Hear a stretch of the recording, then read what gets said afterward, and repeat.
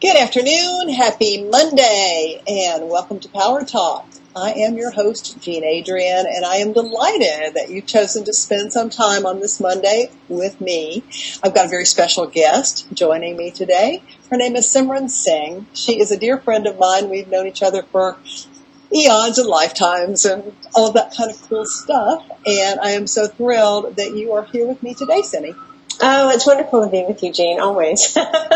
Yeah, so Simran is an author. She has hosted the #1 show on Voice America for how many years now? It's probably been 10 years. Yeah, exactly. Yes. I mean, that's how we first met. So I guess that's how long I've known you. And her show is called 1111, and she also produces a magazine called 1111 Magazine. And so why don't we start off by telling the viewers about this 1111 thing. Where did that come from? Sure. 1111 was a prompt that started for me 10 years ago. And I started seeing the numbers about 25, 30 times a day.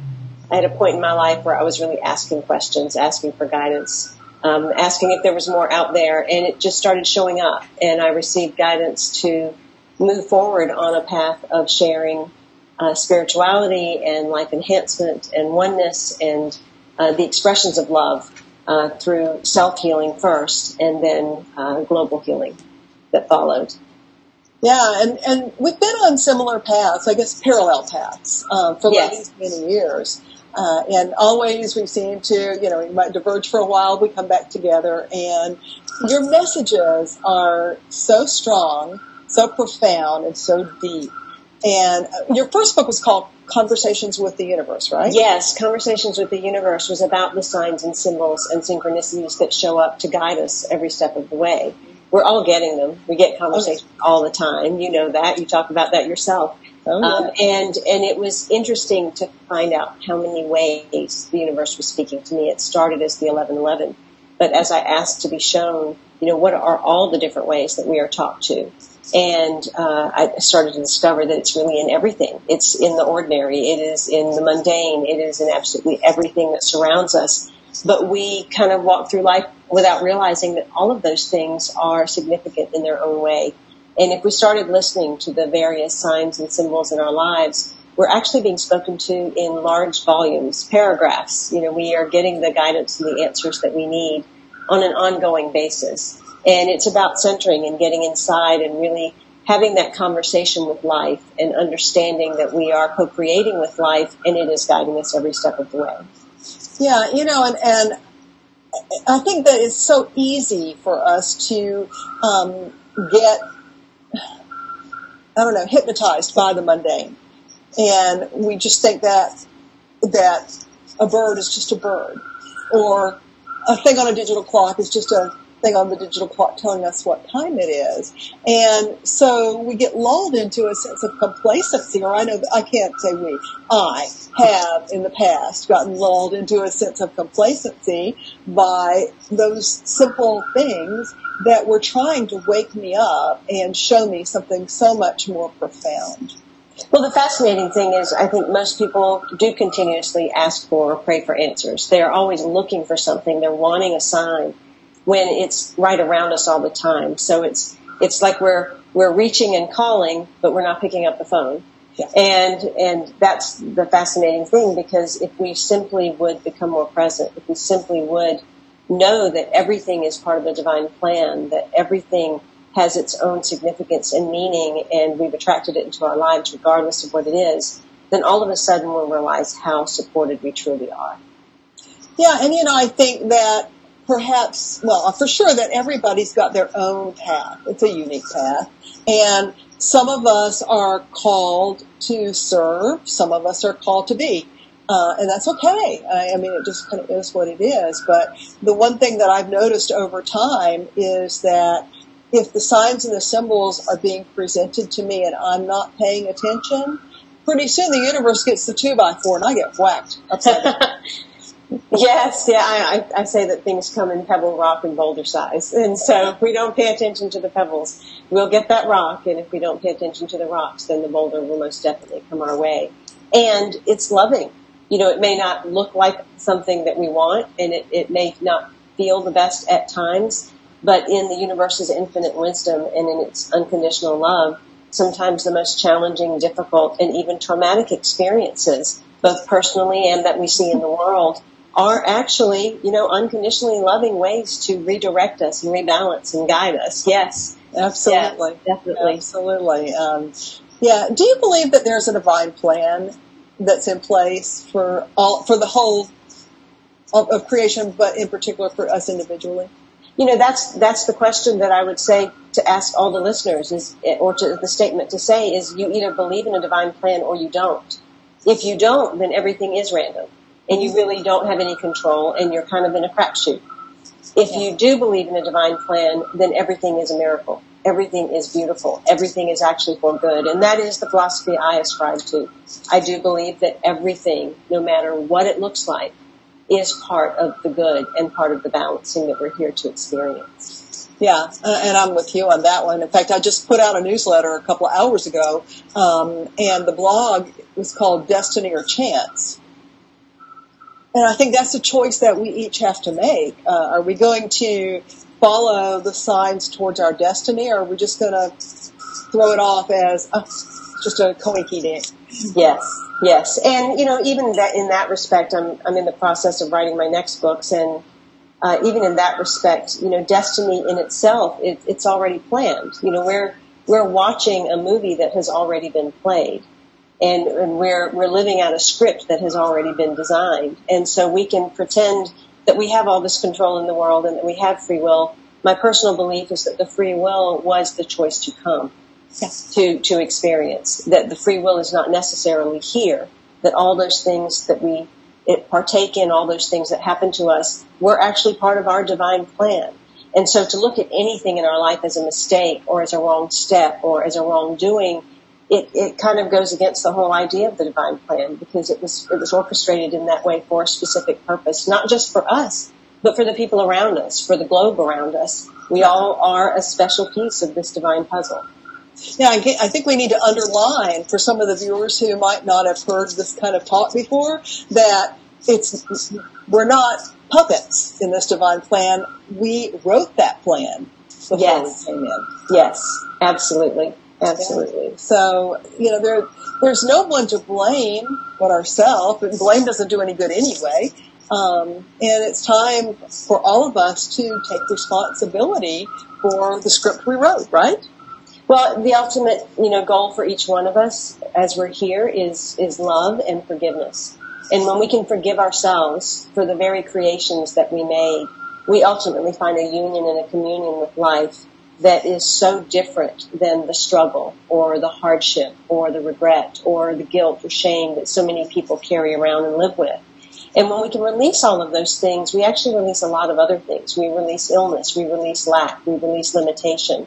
But that is the inner work and the personal work that is required that so many people run from and get distracted from. We live in a world where everyone is outer focused. Everyone is trying to get somewhere or attain something. Everyone's, busy working or trying to build a business. Everyone is constantly running.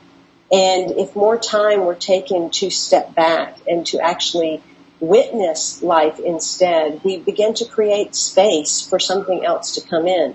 Otherwise, we're constantly running, and we think we're running to something, but what we're actually doing is running away from ourselves.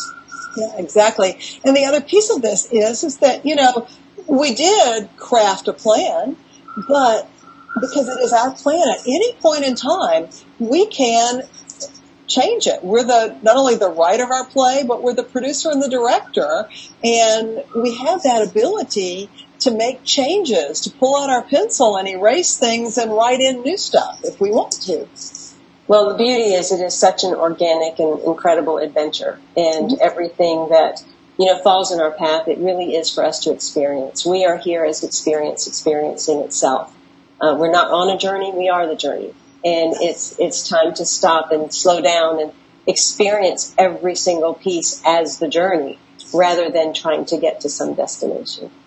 Yeah, and if the viewers go back and look at the archives, they're going to see that in several of them I have on my hoodie. That's one of my favorite things to wear when I'm doing the show. So he produced a line of clothing. I think you still sell it now, right? Yes. On the website at iamsimran.com, I've got the 1111 hoodie and the tanks and different things, and it says, "You're not on a journey; you are the journey." So, a good reminder. Oh, absolutely. And I just love how people get really wrapped into that. You know, when I wear it, they go, "What?" Oh, because I have to turn around and show them the back. Absolutely. Yeah. So, your second book was about love. The second book was actually Your Journey to Enlightenment. That's right. Yeah. Yes. Third book's about love. The third book was about love. Your Journey to Enlightenment was about stepping out of conformity and into courage. We have gotten so conditioned. We were brainwashed, all of us. You know, from the time we stepped onto this planet, we were shown a different way. We adopted the lifestyle of the family that we came into. We started to believe the things that the society we belonged to told us, and we began living based on that. We developed an identity and a personality and lived out a script based on other people's ideas. And so this is about stepping out of that conditioning and that conformity and leaping back into being that divine child and that looking at life from that place of wonder and curiosity and fearlessness that children have when they first come. Because we get blinders and filters and our ears, you know, kind of get deafened and our eyes get glazed over after the many occurrences of life. And so we have to decondition ourselves from what we were conditioned into. Yeah, and that's really all about figuring out our truth. Yes. Because I believe that you can't really fully begin to live until you are living your truth, until you know who you are, not what everybody else says you are. Yes, and that truth might mean that the people that you are with don't come with you on the rest of your journey. You may end up with a different family than the one you were biologically assigned to. It might mean that you let go of a lot of things that you used to be, like careers or jobs or even images, that you step into new things. And it may happen many times over. You know, we are going through constant cycles of birth and death. You know, death is just a symbol of moving into new life, but we do that over and over and over again in just one lifetime. You know, I feel like I have lived 100 lifetimes in this lifetime. And, you know, and in the process of another death and rebirth. And it's because we are nature. We are just like nature. And we have to go through our seasons, our birth and our death. Absolutely. And, you know, I think that's one of the hardest things for people to actually come to grips with is that, you know, we choose these families and we come in and more often than not, we choose difficult families. Because if it was easy, why would we bother? You don't grow, I don't think, so much in the easy times. You grow through learning these harder lessons. And, you know, I've had clients that I've worked with who were born into toxic families. And here they are in their 40s and their 50s, and their families are literally making them sick.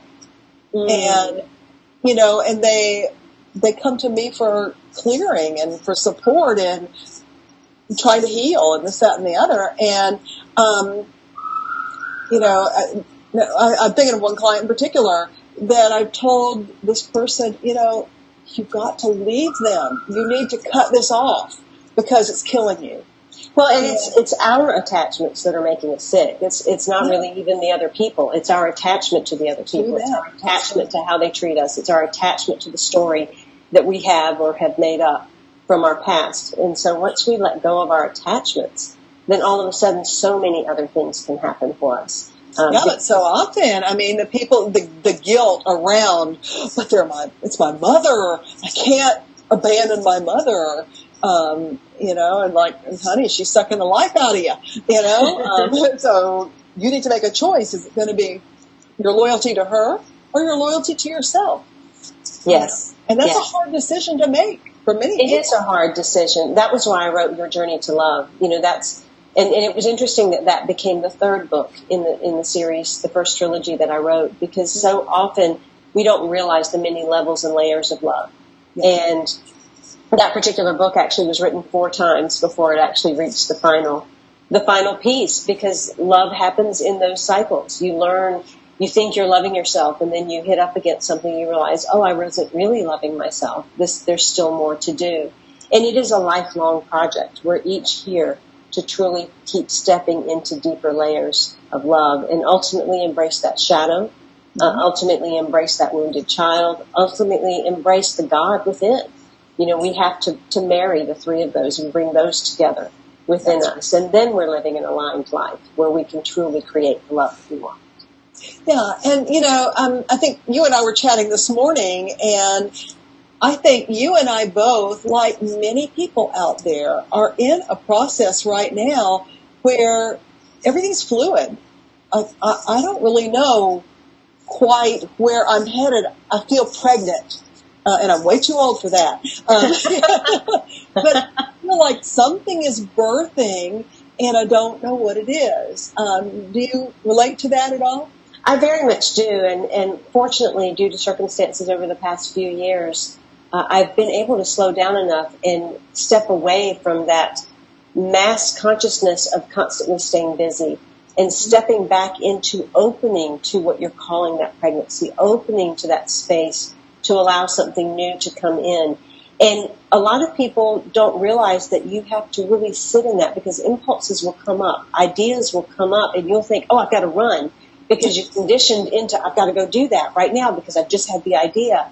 But I've learned that if you step back and really hold the pause for as long as possible until you get not just the impulse, but this real knowing that this is it, then you do reach your ultimate place of what you're here to do. And it's not that won't change again, but you can sink into something that's really grounded and rooted for you, that you step into with passion and excitement once again.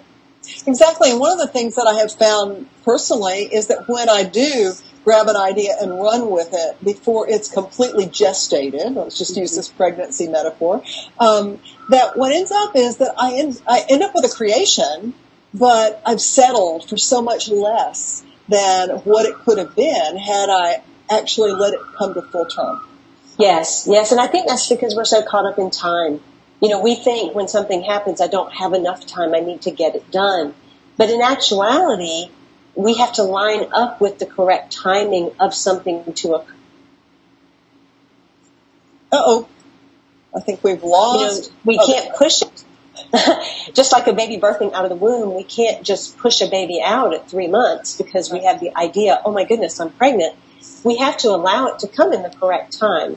And the same thing happens for our visions, our goals, and our dreams. If we jump too quickly, as much as we're inspired, then what we're doing is we are moving faster than what divine time might have set up to align with us. And we kind of miss the doorways that are meant for us, and that's what sends it off track. Yeah, exactly. And we'll get a doorway. We'll always get a doorway.